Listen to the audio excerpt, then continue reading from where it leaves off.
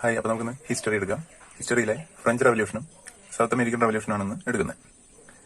അപ്പോൾ അതിലെ ആദ്യ ഭാഗം നമ്മൾ പറഞ്ഞിട്ടുണ്ടായിരുന്നു, 3 എസ്റ്റേറ്റുകളായി ഫ്രഞ്ച് സമൂഹം തിരിഞ്ഞിരുന്നു. അതിനെക്കുറിച്ച് നമ്മൾ പഠിച്ചു. ഇനി അടുത്തത് സ്വാധീനിക്കപ്പെട്ട ആശയങ്ങൾ, ഐഡിയോളജീസ് ഇൻസ്പയർ. പ്രധാനമായും 3 ചിന്തകന്മാരെയാണ് തന്നിരിക്കുന്നത്: വോൾട്ടയർ, റൂസോ, മോണ്ടസ്ക്യൂ. ഇനി 3 പേർ. ഇനി ഓരോരുത്തരുടെയും ഇവിടെ തന്നിരിക്കുന്ന കാര്യങ്ങൾ വായിക്കാം. Ridicule the exploitation of clergy. പുരോഹിതവർഗത്തിന്റെ ചൂഷണത്തെ ചോദ്യം ചെയ്തു. Promoted rational thinking, ideals of equality and humanism. യുക്തിചിന്തയും സമത്വവും മാനവികതയും പ്രോത്സാഹിപ്പിച്ചു. അത് റൂസോ. അദ്ദേഹത്തിന്റെ പ്രശസ്തമായിട്ടുള്ളൊരു സ്റ്റേറ്റ്മെന്റ് ആണ്. അതിന്റെ പേരിലാണ് കൂടുതൽ അദ്ദേഹം അറിയപ്പെടുന്നത്. Man is born free but everywhere he is in chains. മനുഷ്യൻ സ്വതന്ത്രനായാണ് ജനിക്കുന്നത്, പക്ഷേ എല്ലായിടത്തും അവൻ ചങ്ങലകളിലാണ്. Declared that the people are the sovereign. ജനങ്ങൾക്കാണ് പരമാധികാരം എന്ന കാര്യം പ്രഖ്യാപിച്ചു. Montesquieu encouraged democracy and the republic. ജനാധിപത്യത്തെയും റിപ്പബ്ലിക്കൻ ആശയങ്ങളെയും അദ്ദേഹം പ്രോത്സാഹിപ്പിച്ചു. അതുപോലെ ഗവൺമെന്റ് അഥവാ ഭരണകൂടം എന്നാൽ ലെജിസ്ലേച്ചർ അഥവാ നിയമനിർമ്മാണ സഭ, എക്സിക്യൂട്ടീവ് അഥവാ കാര്യനിർവഹണ വിഭാഗം, ജുഡീഷ്യറി അഥവാ നീതിന്യായ വകുപ്പ്. അങ്ങനെ 3 വിഭാഗങ്ങളായിരിക്കണമെന്ന് നിർദ്ദേശിച്ചു. ഇനി അടുത്ത ഭാഗം, the third estate takes the lead. 3ാമത്തെ എസ്റ്റേറ്റ് മുൻകൈ നേടുന്നതാണ് കൊടുത്തിരിക്കുന്നത്. The luxurious life and squander of the Bourbon kings, clergy and lords, and the frequent wars they waged, along with the frequent spells of drought and crop failure, brought France to the brink of bankruptcy. Bourbon രാജാക്കന്മാരുടെ ആഡംബരവും ധൂർത്തും നിറഞ്ഞ ജീവിതം, പുരോഹിത പ്രഭു വർഗങ്ങൾ തമ്മിലുള്ള മത്സരങ്ങൾ, ഇടയ്ക്കിടെ ഉണ്ടാകുന്ന വരൾച്ചയും വിളനാശവും ഇതൊക്കെ ഫ്രാൻസിനെ പാപ്പരത്വത്തിലേക്ക് തള്ളിയിട്ടു. പാപ്പരത്വം എന്ന് വെച്ചാൽ നമ്മുടെ കയ്യിലൊന്നും ഉപയോഗിക്കാൻ എടുക്കാനില്ലാത്തൊരവസ്ഥയാണ് നമ്മൾ ബാങ്ക്രപ്സി അഥവാ പാപ്പരത്വം എന്ന് പറയുന്നത്. അപ്പോൾ ഫ്രാൻസ് വളരെ പാപ്പരായി തീർന്നതെന്നാണ് പറഞ്ഞത്. The financial and military assistance given to American colonies in the American war of independence also aggravated the financial crisis in France. നമ്മളെ അമേരിക്കൻ സ്വാതന്ത്ര്യ സമരം പഠിച്ചു. അവിടുത്തെ ആ കോളനികൾക്ക് ഫ്രാൻസ് വളരെയധികം സഹായം ചെയ്തിരുന്നു ബ്രിട്ടനെതിരെ. അപ്പോൾ അതും സാമ്പത്തികമായി ഫ്രാൻസിനെ പാപ്പരത്വത്തിലേക്ക് തള്ളിയിട്ടു. To levy new taxes upon commoners, Louis 16 summoned the States General. അതാണ് ഇവിടെ കാണിച്ചിരിക്കുന്നത്. The Legislative Assembly of the Representatives from all the 3 estates in 1789. 1789 ഈ ഒരു പാപ്പരത്വത്തെ മറികടക്കാനായി സാധാരണക്കാരിൽ നികുതി ഭാരം ചുമത്താൻ വേണ്ടി ഒരു സ്റ്റേറ്റ് ജനറൽ എന്നൊരു സമ്മേളനം വിളിച്ചുകൂട്ടി. അപ്പോൾ അവിടെ ഈ 3 എസ്റ്റേറ്റുകളിലെയും പ്രതിനിധികൾ അവിടെ പങ്കെടുക്കുന്നുണ്ട്. Similar to the French society, the state general also had 3 estates. അപ്പോൾ ഫ്രഞ്ച് സമൂഹത്തിലെ പോലെ തന്നെ ഈ സമിതിയിലും 3 എസ്റ്റേറ്റുകളുടെ തരംതിരിവുണ്ടായിരുന്നു. Traditionally each estate would vote as a group and had 1 vote. സാധാരണയായി ഒരു ഗ്രൂപ്പിന് 1 വോട്ട് എന്നുള്ള രീതിയിലാണ് ഉണ്ടാവാറ്. As a result, the nobility and the clergy could always overrule the third estate. അപ്പൊ അതിന്റെ ഫലമായി എപ്പോഴും പുരോഹിത പ്രഭു വിഭാഗങ്ങൾ ഈ സാധാരണക്കാരുടെ മേൽ മേധാവിത്വം നേടിയിരുന്നു. The first 2 estates argued for estate wise single voting system, while the third estate, അതായത് commoners, demanded individual vote for each member for all the 3 estates. അതായത് ഫസ്റ്റത്തെ 2 എസ്റ്റേറ്റുകളും ക്ലർജിയും നൊബിലിറ്റിയും സിംഗിൾ വോട്ടിംഗ് സിസ്റ്റം, അതായത് ഒരു എസ്റ്റേറ്റിന് 1 വോട്ട് എന്നുള്ള രീതിയിലുള്ള സംവിധാനത്തെ പ്രോത്സാഹിപ്പിച്ചു. വൈൽ ദ തേർഡ് എസ്റ്റേറ്റ്, അതായത് കോമണേഴ്സ്, അവർക്ക് അത് താല്പര്യമായിരുന്നില്ല. കാരണം അങ്ങനെ വന്നു കഴിഞ്ഞാൽ സംഭവിക്കും, എപ്പോഴും ഈ ഫസ്റ്റ് 2 എസ്റ്റേറ്റുകൾ ഒരുമിച്ച് നിൽക്കുകയും അവർക്ക് 2 വോട്ട്, ഇവർക്കെതിരെ ഇവർക്ക് 1 വോട്ടല്ലേ ഉള്ളൂ, ഗ്രൂപ്പിന് 1 വോട്ടല്ലേ ഉള്ളൂ. അപ്പൊ ആ 1 വോട്ടിന് എതിരെ അവർ 2 വോട്ടിന് വിജയിക്കുകയും ചെയ്യും. അങ്ങനെ വന്നപ്പോ അത് സാധാരണക്കാർക്ക് അത് സമ്മതിക്കാനാകുമായിരുന്നില്ല. അപ്പൊ അങ്ങനെ ഈ തേർഡ് എസ്റ്റേറ്റ് അതിനെ എതിർത്തു. അവർ പറഞ്ഞത് എന്താണ്? Vote for each member of all the 3 estates. എത്ര അംഗങ്ങളാണോ ഇതിലുള്ളത് ആ ഓരോ അംഗങ്ങൾക്കും ഓരോ വോട്ട് എന്ന സിസ്റ്റമാണ് അവർ ആവശ്യപ്പെട്ടത്. അപ്പൊ ഇവിടെ നമുക്ക് നോക്കിക്കഴിഞ്ഞാൽ അത് എന്തുകൊണ്ടാണ് അവർ ആവശ്യപ്പെട്ടതെന്ന് നമുക്ക് മനസ്സിലാവും. ഇവിടെ സ്റ്റേറ്റ് ജനറലിന്റെ അംഗസംഖ്യ കൊടുത്തിട്ടുണ്ട്.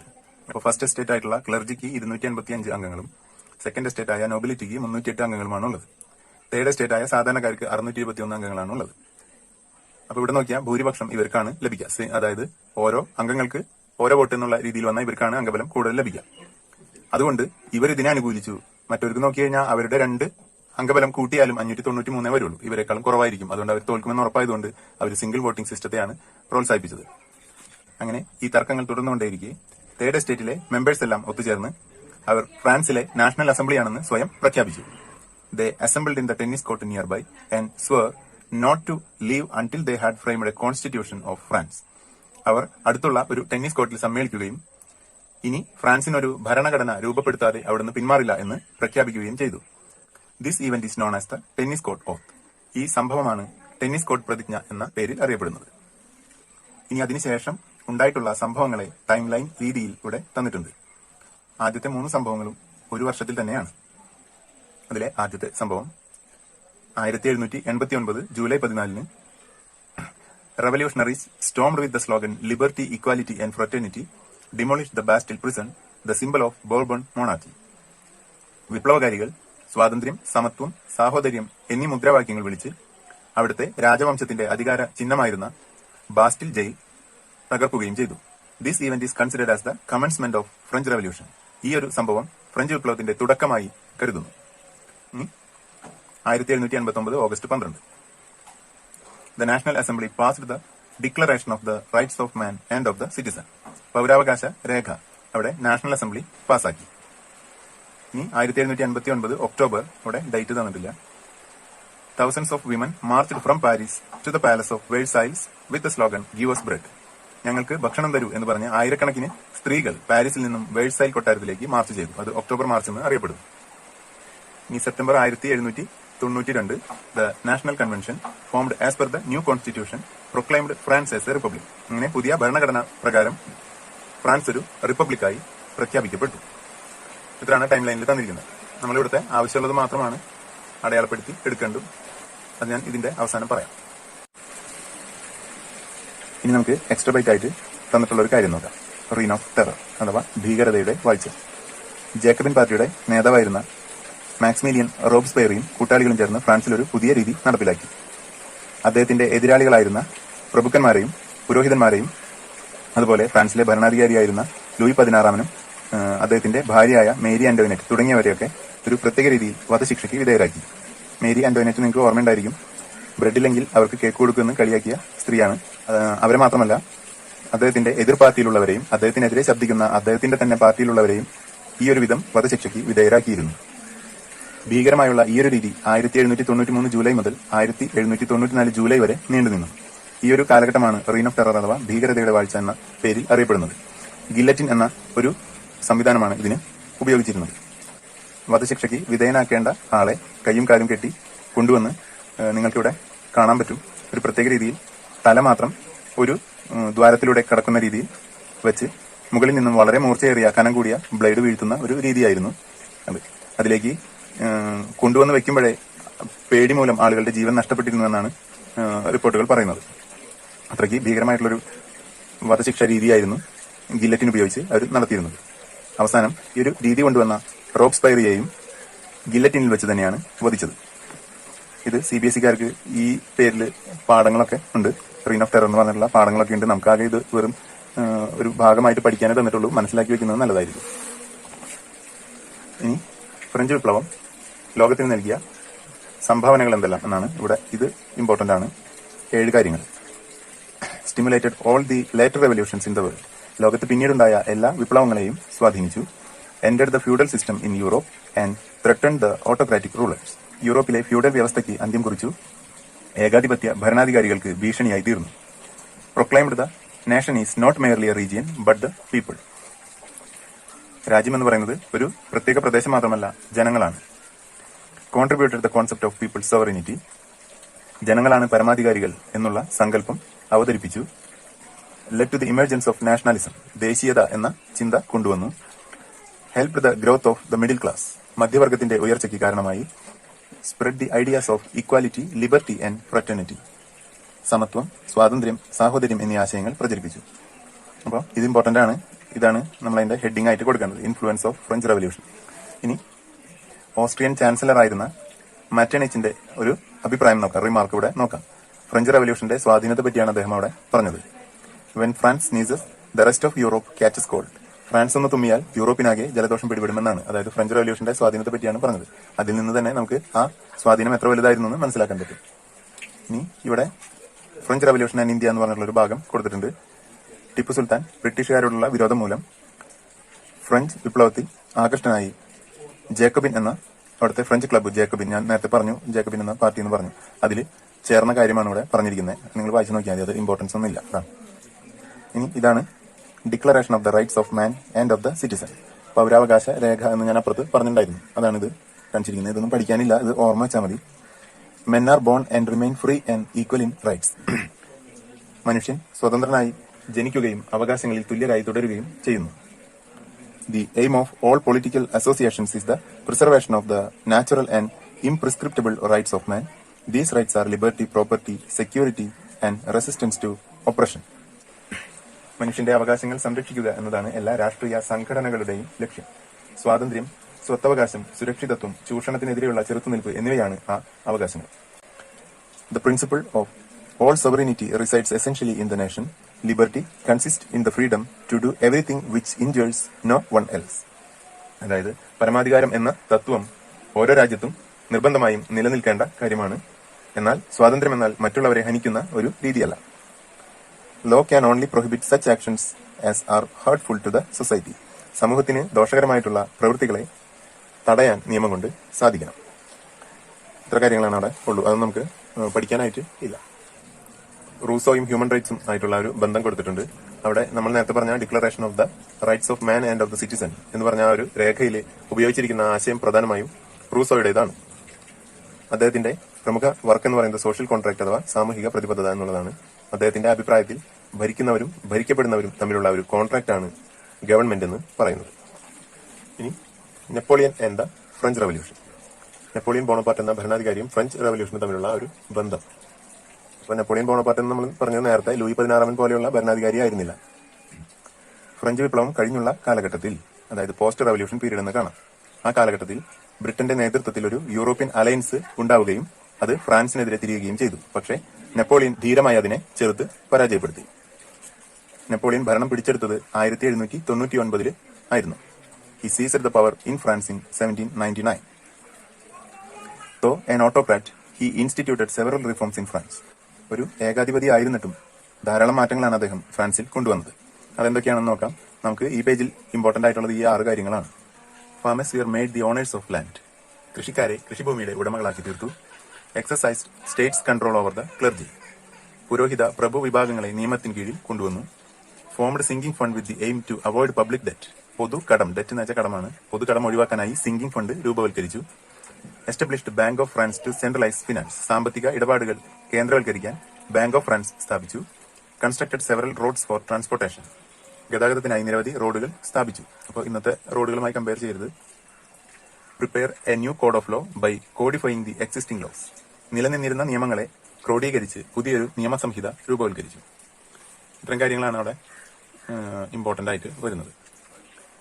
In France, nationalism strengthened during the reign of Napoleon. അദ്ദേഹത്തിന്റെ ഭരണകാലഘട്ടത്തിൽ ദേശീയത ശക്തമായൊരു വികാരമായി വളർന്നു. One by one he invaded the other European countries. ഓരോന്നോരോന്നായി അദ്ദേഹം യൂറോപ്യൻ രാജ്യങ്ങളെ പിടിച്ചടക്കാൻ തുടങ്ങി. The European countries feared that the reforms of Napoleon would spread all over the Europe.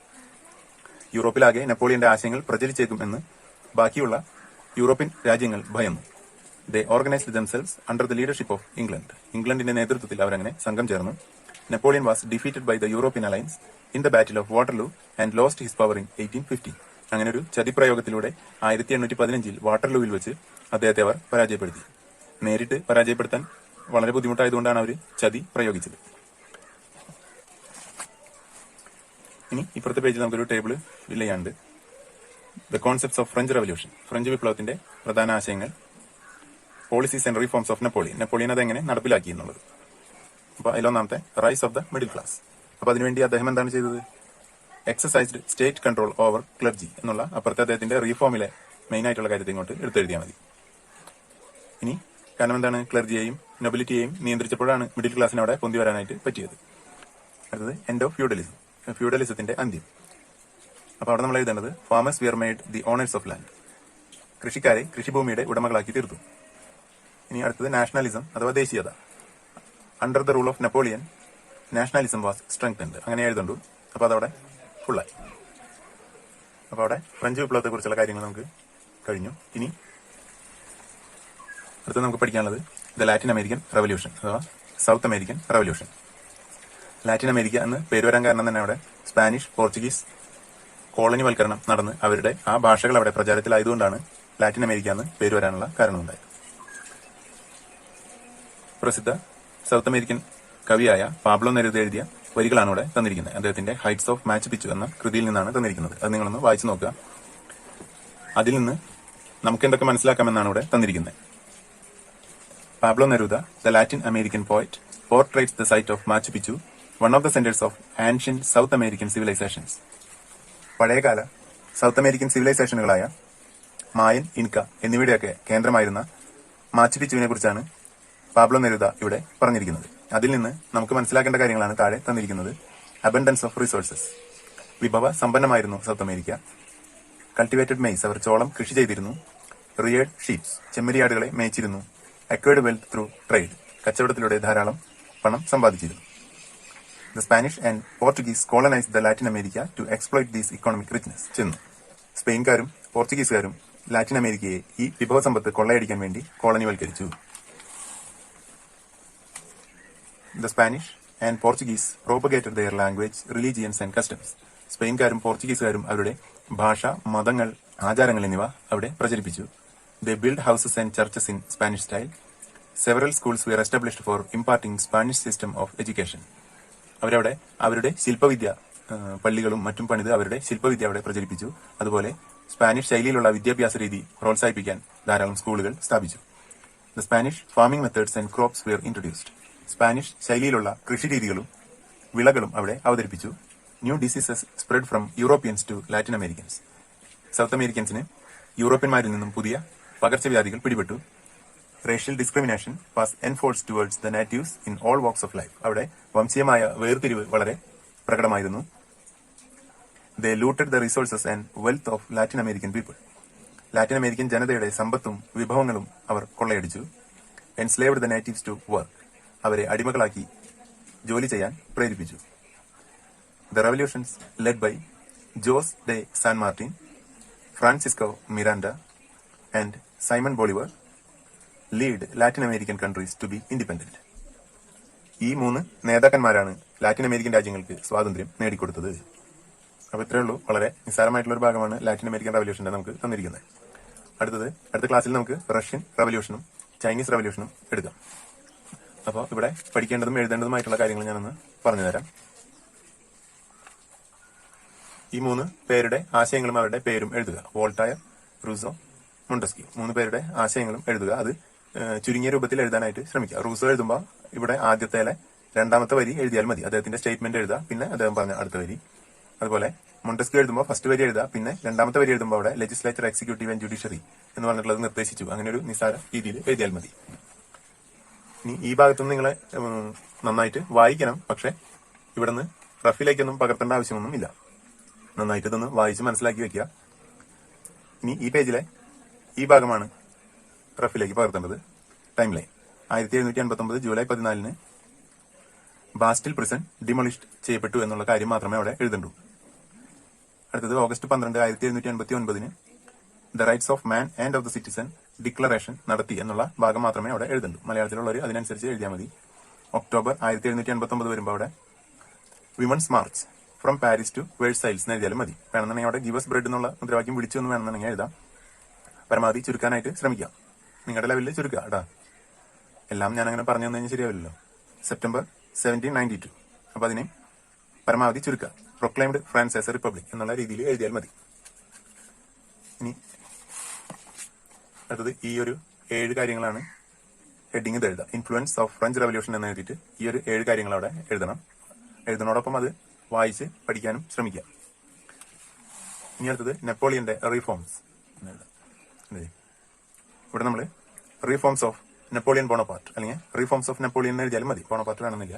എന്നിട്ട് ഈ ഒരു 6 കാര്യങ്ങൾ എഴുതുക. അതുപോലെ നെപ്പോളിയൻ എന്നാണ് അധികാരം പിടിച്ചെടുത്തത് എന്നുള്ളത്, പിന്നെ അദ്ദേഹം പരാജയപ്പെട്ട യുദ്ധം, പരാജയപ്പെട്ട വർഷം, അതൊക്കെ ഓർമ്മ വയ്ക്കുക. അതൊന്നും എഴുതണ്ട, ഓർമ്മ വയ്ക്കുക. ഇനി ഈ ഒരു ടേബിള് എഴുതണം. അത് കഴിഞ്ഞാൽ ലാറ്റിൻ അമേരിക്കൻ റവല്യൂഷനിൽ പകർത്താനുള്ളത് ഈ ഒരു ഭാഗമാണ്. അപ്പോൾ അങ്ങനെ ലാറ്റിൻ അമേരിക്കൻ റവല്യൂഷൻ എന്ന് ഹെഡിങ് എഴുതാം. എന്നിട്ട് ഇവിടെ ഞാൻ വായിക്കുന്ന പോലെ ചുരുക്കി എഴുതിയാൽ മതി. അപ്പോൾ എഴുതാം, the Spanish and Portuguese propagated their language, religions and എഴുതരുത്, കസ്റ്റംസ് എന്ന് എഴുതാം. പിന്നെ കോമിഡ ആർക്കിടെക്ചർ സ്റ്റൈൽ എന്ന് എഴുതാം, ശില്പവിദ്യ എന്നുള്ള ഇത് എഴുതാം. പിന്നെ കോമിഡ സിസ്റ്റം ഓഫ് എഡ്യൂക്കേഷൻ എഴുതാം, കോമിഡ ഫാമിംഗ് മെത്തേഡ്സ് എന്ന് എഴുതാം. എന്നിട്ട് ആൻഡ് ക്രോപ്സ് എന്ന് എഴുതാം. ഇനി അത് കഴിഞ്ഞിട്ട് അടുത്ത വരിയായിട്ട് new diseases spread from Europeans എന്ന് എഴുതാം. റേഷ്യൽ ഡിസ്ക്രിമിനേഷൻ എന്ന് എഴുതാം. Looted the resources and wealth എന്ന് എഴുതാം. എൻസ്ലേവ്ഡ് ദ നേറ്റീവ്സ് എന്ന് എഴുതാം.